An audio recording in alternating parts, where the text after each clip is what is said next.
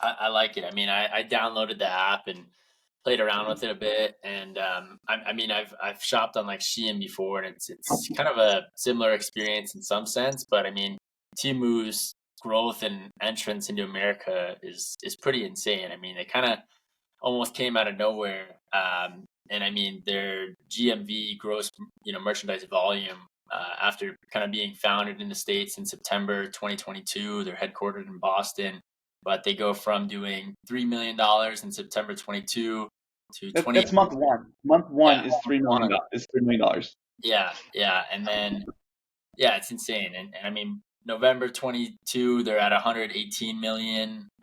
I mean, I don't even know if I should go through every month because every month is just like up and to the right, growing by like 50%. I mean, January 22, 192 million. So within like 2 quarters, they go from zero to $192 million a month in GMV. And then flash forward, I guess, another 2 quarters, April 23, they're at $400 million a month. And then June 23, they're at $1 billion, which is like just insane. I mean, how much were they spending on ads to get to this point? I mean, this is like insane. A lot. Keep in mind that Pinduoduo has an $8 billion a year profit and it's growing at 60%. So they've got cash to burn.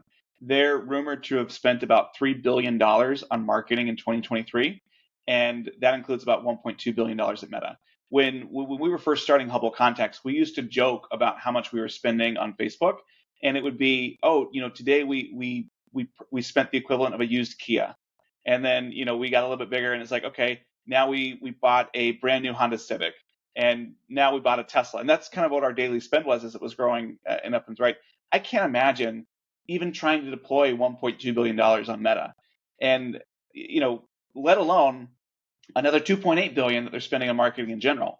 And so they spent tens of millions of dollars on 6 Super Bowl commercials, another $10 million in giveaways. They are spending around $57.6 million per week on marketing, just to grow and generate orders. And yeah, it's just ridiculous. When you look at their ad library, Temu has about 13,000 active ads running right now. It's ridiculous. Yeah, I have a unique insight here because last night I actually sat next to on the plane a kind of senior account executive at Meta, and he told me Wow. that Temu is Meta's biggest advertiser right now, which is insane. I mean, I guess it's a good feat to accomplish if they can do so profitably. And obviously everyone, or not everyone, but a lot of people, maybe most people now in America, are familiar with Temu. And I mean, their growth goes to show. It's just insane to think about. I mean, their traffic grew by 700% in 2023, which equated to over 92 million visitors per month, which is like just insane to think about. 0 to 3 billion GMV in under a year, which is nuts. 100 plus million users on its app. It was the most so it was the most downloaded app in the US in 2023. Is that right? That's pretty Yeah. incredible as well.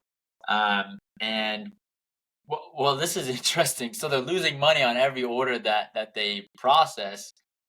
I wonder how that works out, and this kind of leads me into my question of, is Temu sustainable both from a actual business model perspective as well as from an environmental perspective? So I guess I'm curious. I mean, what do you think about that when you hear that statistic of, okay, they're growing like crazy, but they're also losing, call it around, looks like $30 per order. What's going to happen here? I mean, are they just burning through cash that they're making on Pinduoduo? Is this a sustainable business? What do you think's happening? I mean, that is the plan right now, right? And we'll see. I think that that's a very nuanced answer, and I think we'll go through some other stuff, and I'll probably have a more coherent answer for you once we get into it. But it's sustainable as long as Pinduoduo is doing well, and if they choose to, if their shareholders think that it's a good idea to kind of take the profits from Pinduoduo and throw them into Temu, this is going to continue for a very, very long time. And it's not as if it has to continue the same spend. I mean, if they went from $3 billion a year in marketing to just $1 billion a year in marketing, how many other companies do you know who are spending $1 billion a year on marketing? I mean, when we were at Hubble, we joked about doing a Super Bowl commercial. Did I ever tell you the story? This is too funny. No, tell it. Okay, so Hubble launched in November of 2016. That's an important piece here.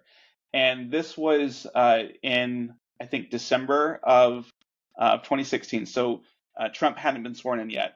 And we found ourselves at a kind of a mixer with some of our investors, and he invited Jeb Bush over. And Jeb Bush obviously had run for president, had lost to Trump, and was there. And we were trying to pitch him not only to invest in Hubble, but to basically do a Super Bowl commercial with us. And the thought was that we would get Jeb Bush and Hillary Clinton to talk about, where they were and how they were looking forward to seeing 2020. And the joke was, 2020 vision, Hubble contacts, etc. There was no way they were ever going to go for it, but he thought it was kind of funny, but didn't pursue it. That's funny. That would have been awesome if that came to fruition.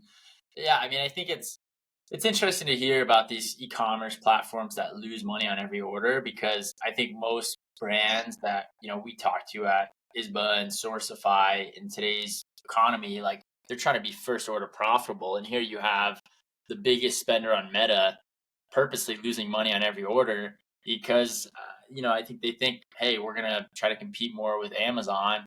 And to me, the shopping experience is totally different. I mean, if I need something quick, I'm pretty much always going to go to Amazon.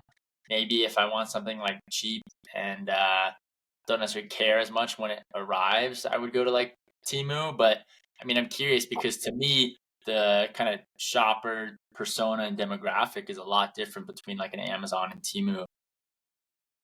Completely. I want to dig into their supply chain. I went down such a rabbit hole in this one, and I can't wait to tell you about it. So I think it's important to recognize that the only reason that Temu is even possible is because Pinduoduo can leverage their existing network of suppliers and their logistics capabilities. So this is a startup that basically has all of this factory base, all this logistical capability that was ready to go. It's a marketing organization that plugs into something else that's there.